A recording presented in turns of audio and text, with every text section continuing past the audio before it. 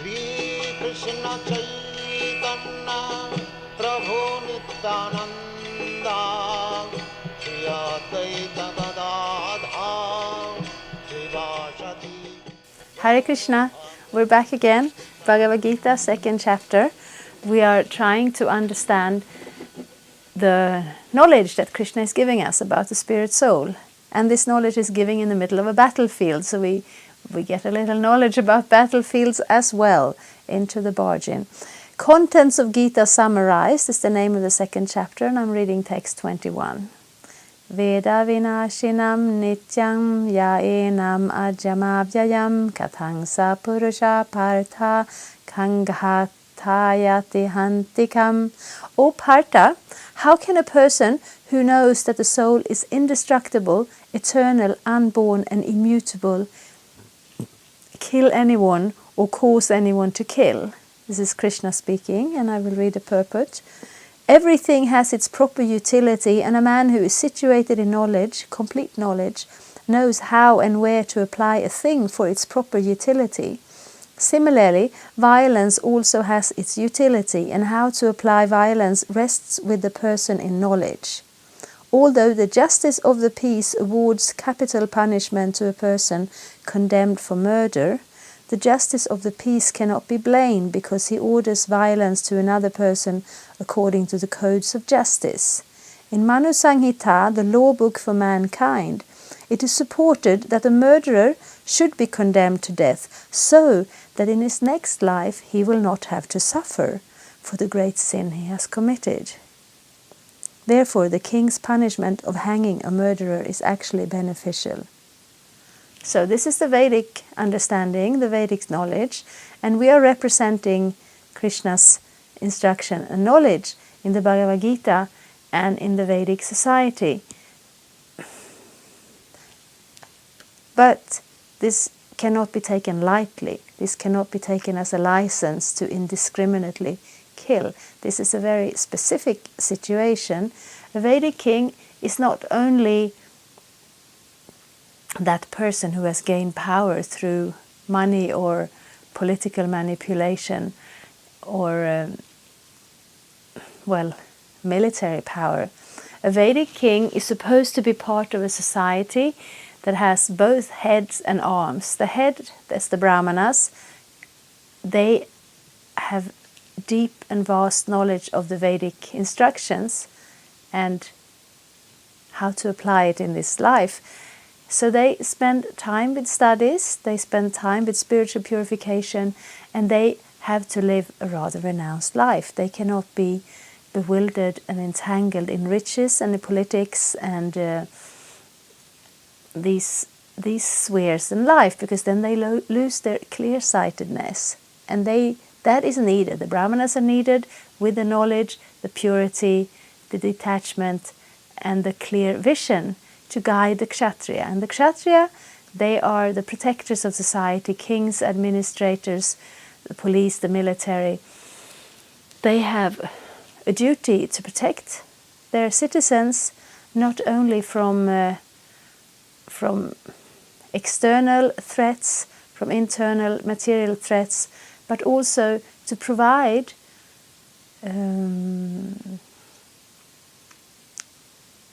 the means by which we can make spiritual advancement also. Society has to have a certain level of prosperity and peacefulness in order for people in general to be able to focus on their spiritual life. But there also has to be some spiritual life to focus on. So that's the Vedic king's duty. And therefore he also has a rather sophisticated system of espionage and understanding of it and intelligence, what is going on. So we cannot read this and think, yes, every capital punishment is all right because it's mentioned in the Bhagavad-gita. It's not all right. This is a grown person who has committed a murder. He's carrying this karma and he will suffer for it. But if the king gives him the proper punishment according to the scriptures, he is the person who is appointed to that position, and therefore it works. Therefore, in his next life, the soul comes there and he can start afresh, he can start new, and he has been liberated for a lot of this suffering.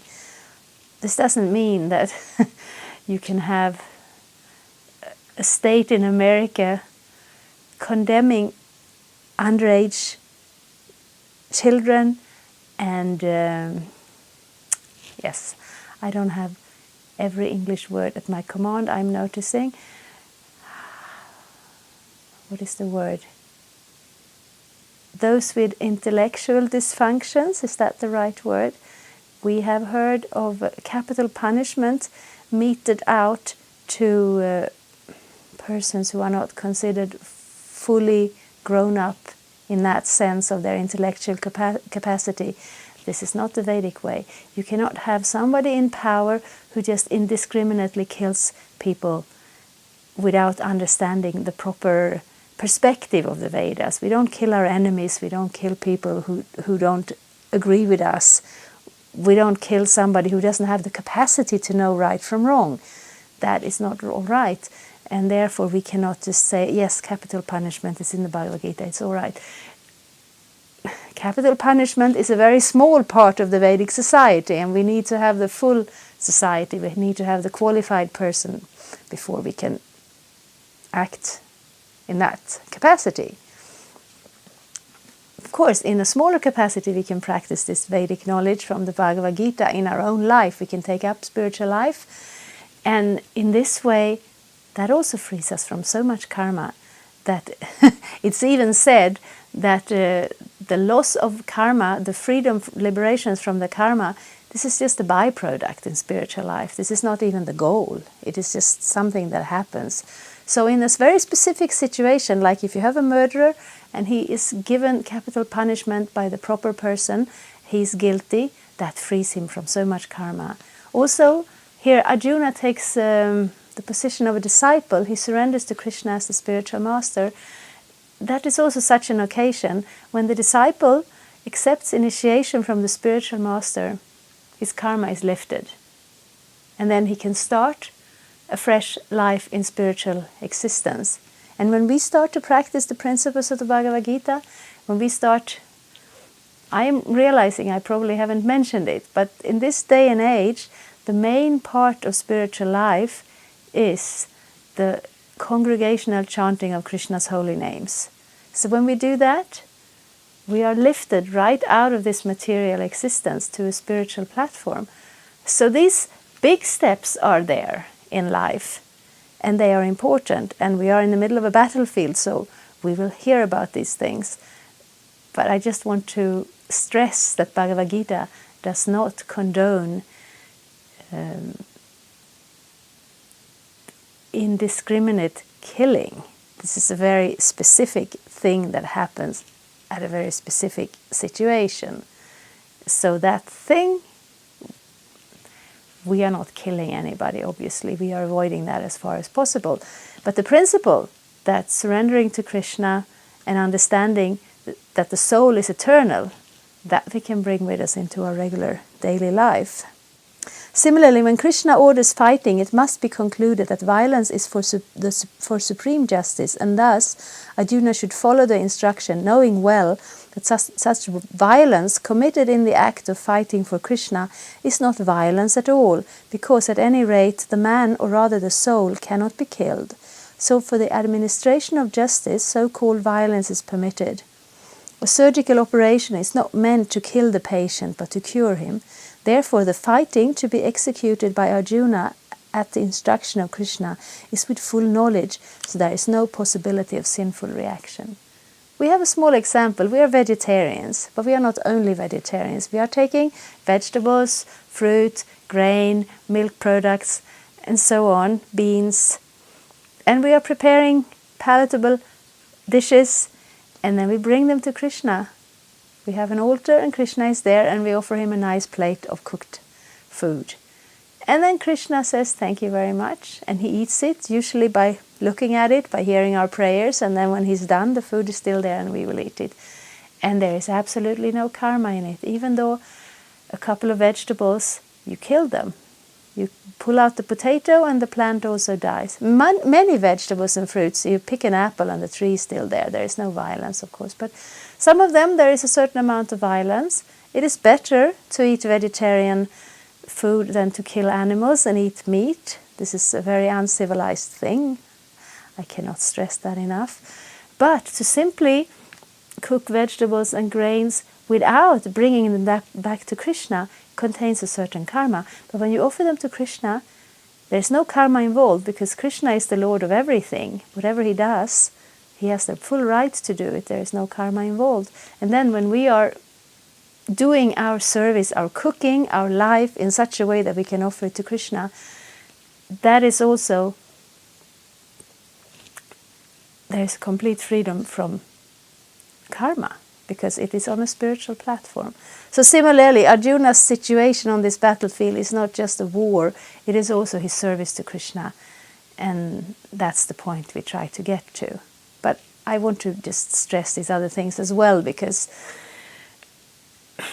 yes, even a book like Bhagavad-gita can be misapplied if you want to misapply it. I'll read another one, text 22. Vasangsi jinani yatha vihaya navani grinati naro parani tatha sharirani vihaya jinani anyani sangyati navani dehi.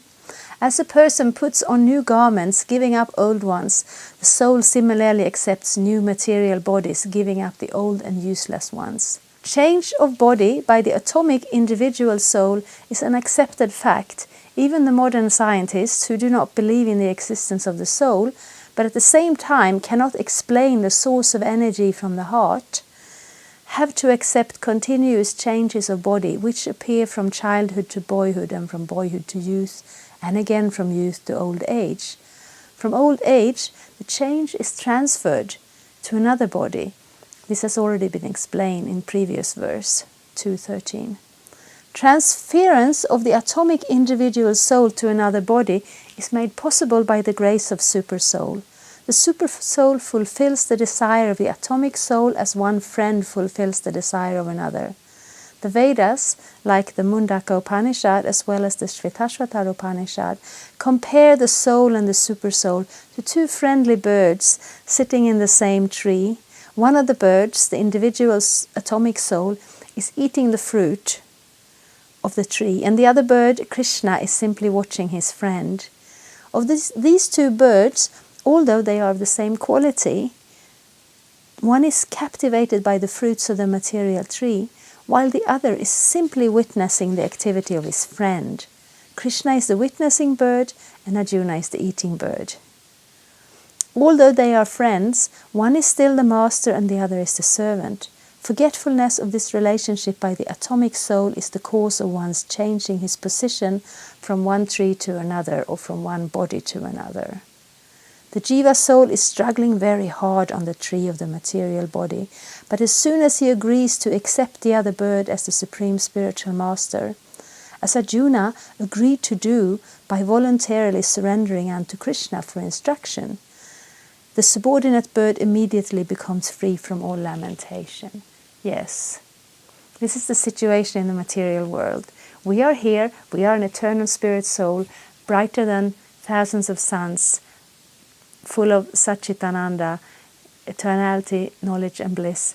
And we are in this body identifying, kind of diminishing ourselves to fit within that framework. And our desires are going out through the sense of here's a sweet fruit, here's a bitter fruit. Where will I find a fruit? How will I not be hurt and die? You look at a bird and they are never peaceful. They are looking here and looking there and trying and struggling.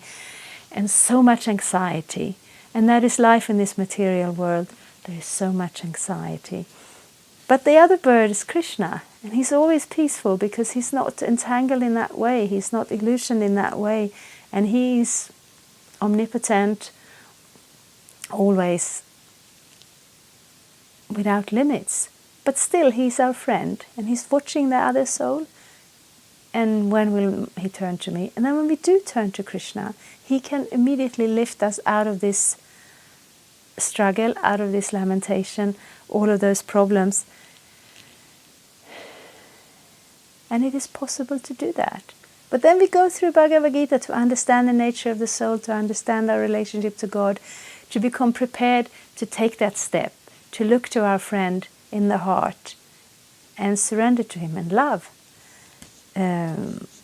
Mundaka Upanishad, Svetashvatara Upanishad, there's this verse appears in both those scriptures. Samane vrikshe purusho nimagno nishaya shochati muhyamana dushtang yada pashyatyananyam isham asyamahi manam iti vita shoka. Although the two birds are in the same tree, the eating bird is fully engrossed with anxiety and moroseness as the enjoyer of the fruits of the tree.